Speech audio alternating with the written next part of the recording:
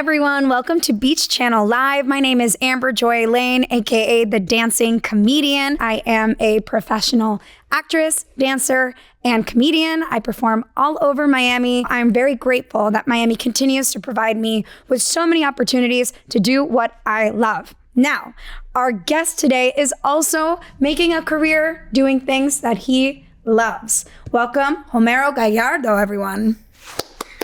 Thank you so much. Yes, clap for yourself, clap for yourself. Homero is an Ecuadorian Latin Grammy nominee for guitar and music production. He has toured with Maluma, as well as shared the stage with artists like Nicky Jam, Jason Derulo, Mark Anthony, Ricky Martin. The list goes on and on. We are so excited to have you with us today. So you are not from Miami, but you've been here quite a long time, right? You were born in Ecuador, right? That's correct. I'm from Ecuador. When I was 19 years old, I moved here for college. 19? Yes, 19. I was 19. So when I was a kid, my big goal dream was like study music in United States. I didn't know where, but it just happened, So wait, when did you discover your musical ability? Did it something that just happened, or did someone bring you a guitar and you just were natural, or did you have a teacher? Absolutely, yeah. I have a blessing. My dad is a musician in Ecuador. His name is Miguel Gallardo. He had a famous band in Ecuador back in the days. It's called Bodega. My brother plays piano. So when I was 6, my brother was 7. They put us in piano lessons. So we started playing piano, and then I saw my cousin Marcos. He was in the house playing La Bamba, and then I thought you were twitching for a second. You were glitching. La Bamba. Yeah. Oh, La Bamba. And then when I saw him play, I told my mom, I wanna learn how to play guitar. I was 9 back then. Because you were playing the piano at first. Yes. I also played the piano when I was a kid, and then I really wanted to switch to dance. But don't you think piano is like such a great foundation for musicality? Absolutely, and not only that, it's all visual. Yeah. So you can see all the notes that you're playing. So I think I always recommend to start with piano if you want to get into music.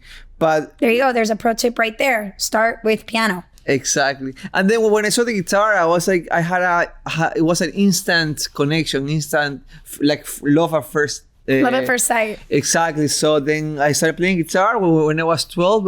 In the house, my brother plays piano. We had a band. We used to play in like high school parties, stuff like that. You and your brother. Yeah. You had a little band. Yeah. So that's how everything basically started. Okay. So is your brother still a musician? Yeah. My brother plays piano. He lives in Ecuador now. He's an amazing pianist. He's a professor. He got his band. He tours also. Wow. I'm a big fan of what he does. So clearly your family is supportive of you and everything you're doing. So what was when you left Ecuador, were they excited? Were they sad?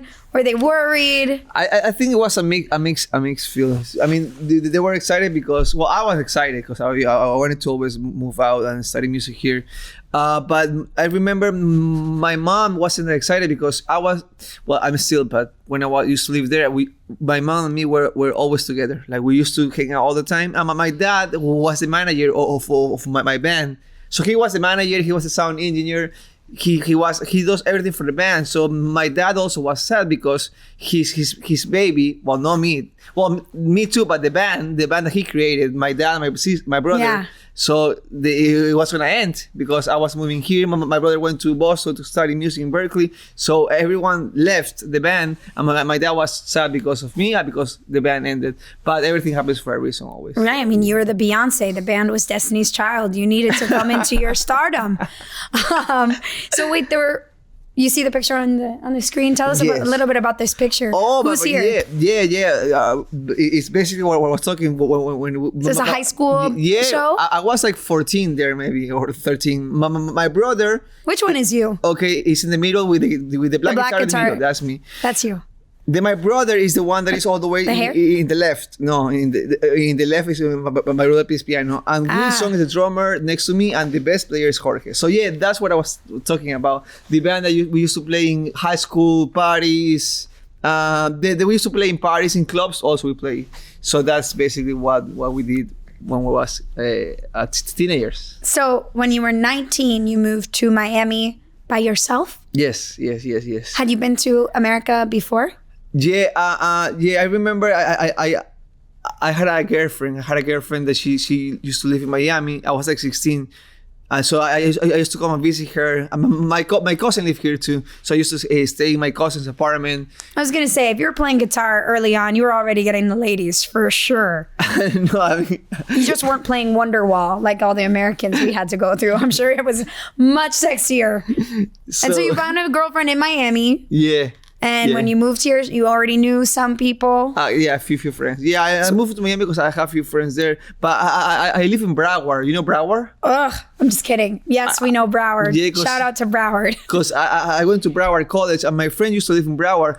The only reason I moved to Broward, I didn't know anything. Because my friend used to live there. He told me I can stay with him for a few days. Right. So and then I applied to Broward College. But if I would choose now, I would have do Miami Dade because it's the same thing. Yeah. Miami has got more activities than Broward, but back then I didn't know anything. I didn't have any money, so I had to adjust of what the life brings. What was your biggest culture shock when you came to Miami?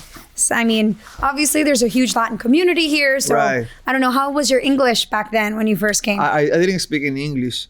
When I came, when I moved here, I didn't speak any. So that's why when I applied to Broward College, they said cancel. I mean, they didn't accept me because I didn't speak Spanish.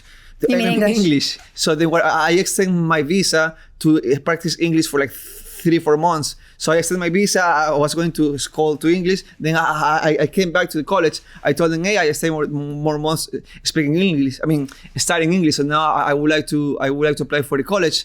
And I remember that I was in shock because they do a test for you if you speak English, but they didn't do any test to me. They just approved me because I had the willingness to stay more months studying Spanish. Well, you had a passion. You were trying to exactly to pursue a passion, and English was a barrier that you had to get through. Right. But you did because you really it was really important to you. Yeah. Okay, so when did you start experiencing some success?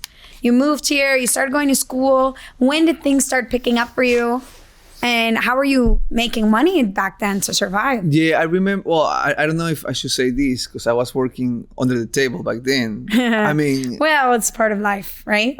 I couldn't. I mean, I was here with a student status, student visa. So I was just studying, but I was working because I had to pay rent. I have to eat. Right, of course. But where were you? Were you playing music? No, in the first years I didn't play music. I work at Sawgrass Mall. You know Sawgrass Mall? Of course. So in a booth, I was selling. First of all, to all the tourists watching, Sawgrass Mall is where you need to go with the suitcase empty before you leave Miami. Yeah. That's where you'll find tourists everywhere. Giant suitcases, lots of discounts. Shout out to Sawgrass. Anyway, continue. They have a lot of discounts. So yeah, I used to work in a cell phone booth, accessory for phones. I worked there for like 2-3 years. I'm grateful because I had to be able to work and pay my college and my But all stuff. The time, music was still the goal. Yeah, of course. And then when I finished school, I lived in Broward for like 5-6 years. I remember because the first 1 or 2 years I did English, so it didn't count as my career credits. So after I finished Broward, then I started playing with a band. We used to play covers in bars, stuff like that. Just for the record, Broward actually has, I think, more live music than Miami. Oh yeah, absolutely. There are a lot of clubs and live music venues. My dad was a musician in the 80s, and he said Fort Lauderdale was the place people went to go see live music. Yeah. So I imagine that you had some good opportunities out there to perform. Yeah, so that was fun because I remember that we used to play in bars there all the time. So that's how the music started. So I said to myself, I finally getting back to music after 2-3 years without making music because I was just working to pay bills, which I still do about the music.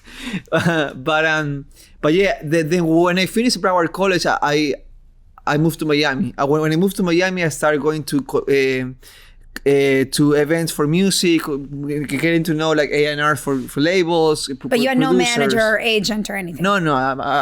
So far, I've been independent. Your whole time. Your whole career. Wow. So then I started working with music, playing bars, events, and then I met a producer. This producer recommended me to another producer. This other producer recommended me to do a tour. Whoa, boom, just like this. And then but who was your first tour? I think my first tour was with an American-Cuban singer, which is, I love him. Like after that, we became friends, super friends. His name is Giancarlos Canela.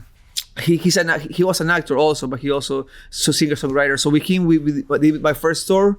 That was probably in 2015. I don't remember, around there, or 16. So how old were you about then? And how then? Okay, I'm 36 now. So 10 years ago, I was like 26, 25. Okay, great. Yeah, and that was the first tour. Then I got then I played with Aaliyah, with Nacho, with Maluma, with Nicky Jam. But everything was after. Like I did one tour, then someone recommended me to another tour. Right, because that's how it goes, right? You start to get one, and then it's word of mouth. And I guess that you showed that you're talented, professional. Yeah. Because I'm sure that plays a big part in it. It's not just to be talented, right? I mean, these people, if they're bringing you into their inner circle, they need to trust you, know that you're not going to, whatever. I'm sure on tour, there's lots of things that can go wrong and temptation, but you have to be, absolutely, professional. I agree. I'm sorry? Yeah, that you're just saying you have to in these situations. I 100% agree. The music industry can be pretty crazy, I'm sure. Yeah, I think it's a mixture of different things. Of course, God give us the talent for everything. I mean, for the things that we are meant to give in life. But then, it's a mixed, like, attitude, I think, have to a lot to do. Like, being willing to learn, to be there, being humble. I think it's a great thing to do, because if you're humble, you're open to learn, to be there, to, like, I think those things add a lot to a person's career, and as a person too. Your character. Yes. Yeah, I mean, people want to connect with you. Absolutely, yes. What would you say so far your best highlight of your career has been? I mean, I think I've been blessed to have a lot of stuff. As we see, you were the first Ecuadorian artist to play the national anthem on guitar at the NBA from the Miami Heat, right? That's you. Yes. Looking fly. Yeah. That was those the things that sometimes I don't believe it. I was the first Ecuadorian to be in Times Square in the Billboard as an artist, so that was amazing too. But I remember I have a quick experience that I was in tour back then with Maluma, and then Maluma, we used to go all over the globe to tour. And then once we went to LA. In LA, usually the big cities like LA, Miami, Madrid, like all the artists invite people because they live there. So in LA, we have a lot of guests. And I was in a stage performing with Carlos Vives, I think it was Marc Anthony, J-Lo, Maluma, all in the same stage. And I remember, I said to myself when I was a kid, I always admire so much of these artists like Carlos Vives, Marc Anthony, J-Lo. And today I'm playing with them in the stage. So I said to myself, if you really believe it, if you really focus, you work hard, you are grateful, everything in life happens. You just gotta keep consistent and keep focused on doing it. So that was but goals change within time, but I think everything is possible if we are faithful about it and we put the work and the love. I agree. And it's a lot about manifesting and visualizing where you want to be, like you pictured these artists when you were younger, and then many years later, here you are alongside of them. Exactly, yeah. So you said you performed all over the world, right? With basically tours like Maluma. How would you say the crowds compare from Miami audiences to other audiences? Is it always, where's your favorite place to perform? That's a great question. Miami to me is super special because I even though I wasn't born I was not born in Miami, I feel like I'm from Miami.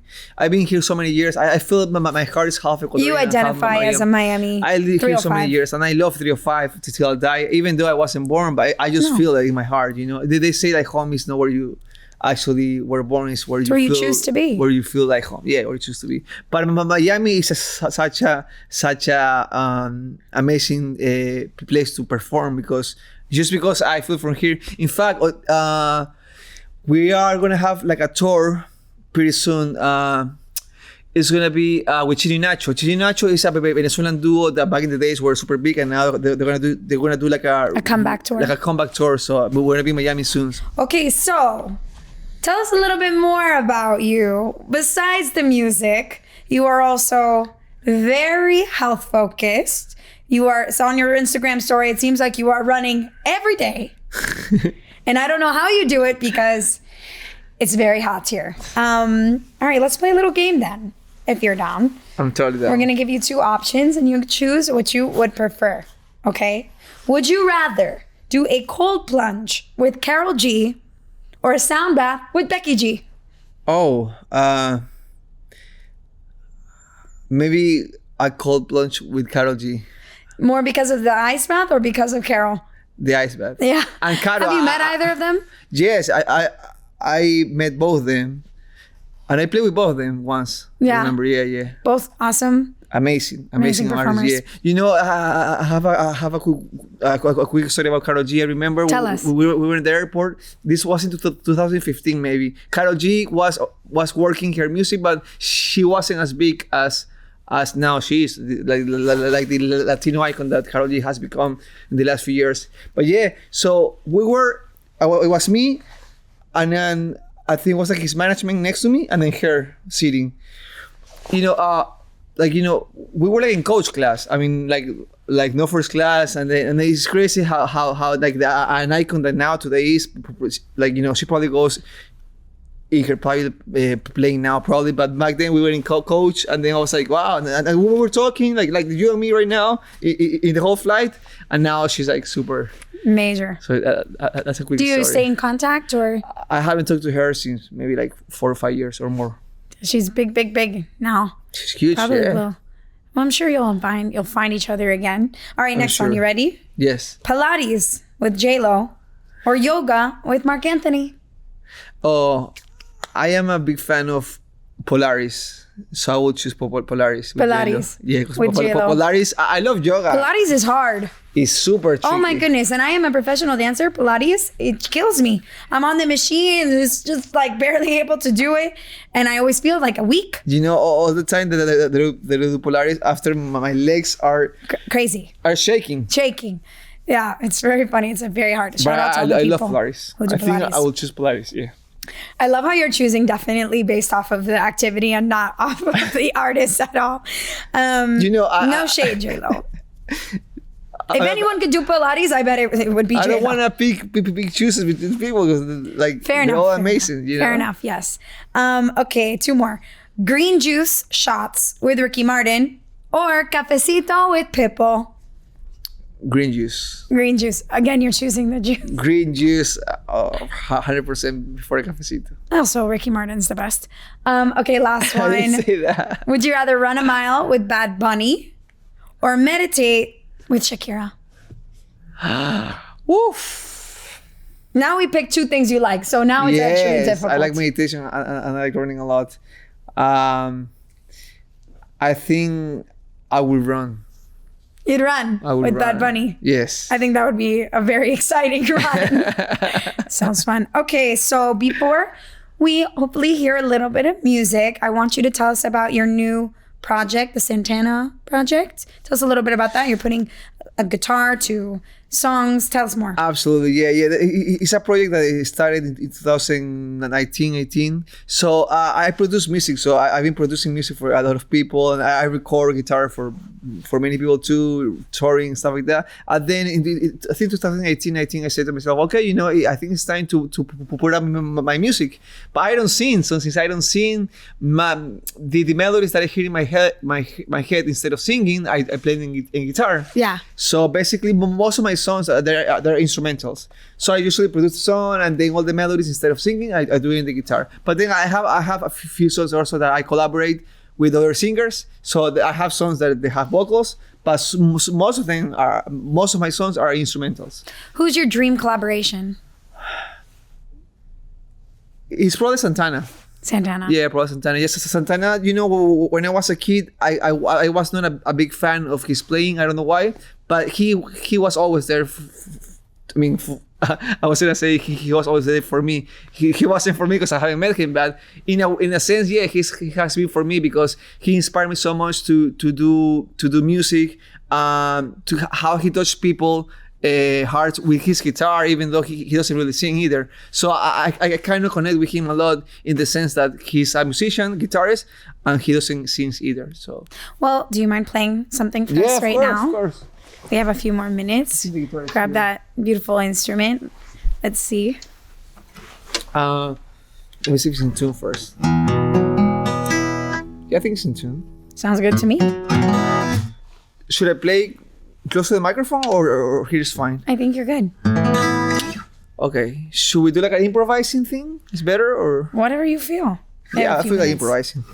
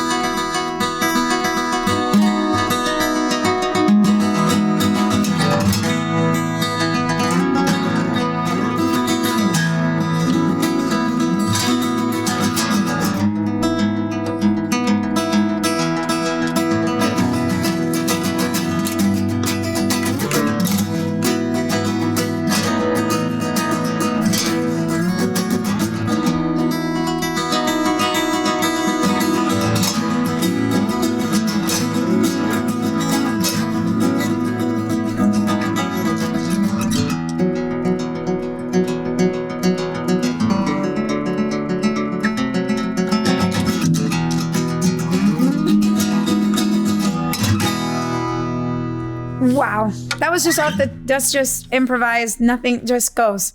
Well, as a dancer, I can tell you, I could already feel it in my body. I wanted to get up and just start moving. It was very, very, very beautiful. So go dance. I play a song and you go dance here. We might have to do that after the show. But before we go, tell the people where they can find you, where they can find your music. Absolutely. But my name is Homero Gallardo. You guys can find me in Instagram, Homero Gallardo Music. Basically, all other platforms, Homero Gallardo Official, you'll find me, or just Homero Gallardo. All my music, you can find it in all platforms, Spotify, iTunes, anywhere, YouTube, also the videos, Homero Gallardo. And thank you so much, everyone, for this amazing opportunity. Thank you, Amber. Thank you, The Beach Channel, for the opportunity, and let's be connected. God bless. Thank you, Homero. Make sure you follow him and the Beach Channel Live. Again, my name's Amber Joy Lyne, and we'll see you next time. Bye.